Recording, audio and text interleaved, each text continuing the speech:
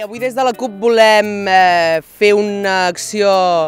simbòlica de desobediència pacífica amb un objectiu molt clar, que és posar de manifest les necessitats de mobilitat que té la ciutat de Figueres. De fet, són les necessitats i les millores en qüestions de mobilitat que té la ciutat. És quelcom tan obvi el que reivindiquem fent aquesta acció com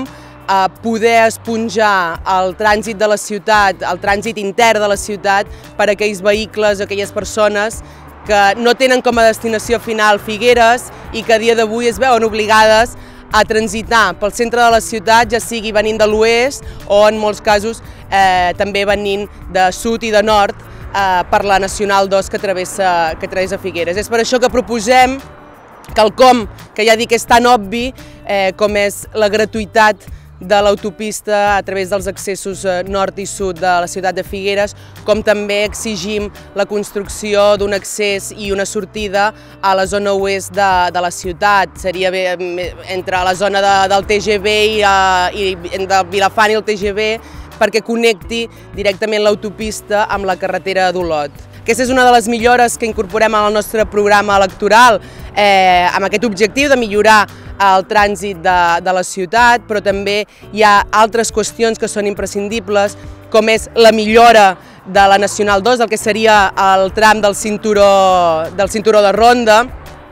que considerem que cal una millora, per garantir la seguretat dels usuaris de la via,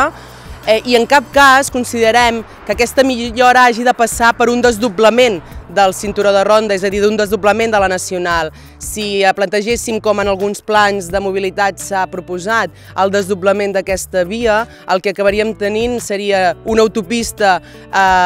tots els carrils de l'autopista, un desdoblament de la Nacional 2 en paral·lel, totalment innecessari, amb un impacte econòmic i un impacte ambiental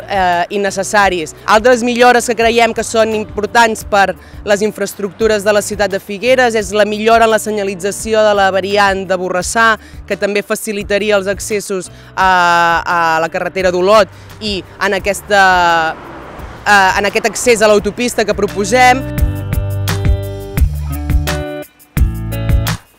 Entenem que des de l'Esquerra Independentista i des de la CUP hem treballat amb accions de desobediència sempre des del carrer. Entenem que és imprescindible també fer-ho des de les institucions i especialment en el context de crisi social que ens trobem i en el context de crisi nacional. Creiem que l'Ajuntament de Figueres i els ajuntaments dels municipis d'aquest país necessiten de regidors i regidores molt capaços de desobeir lleis injustes quan calgui.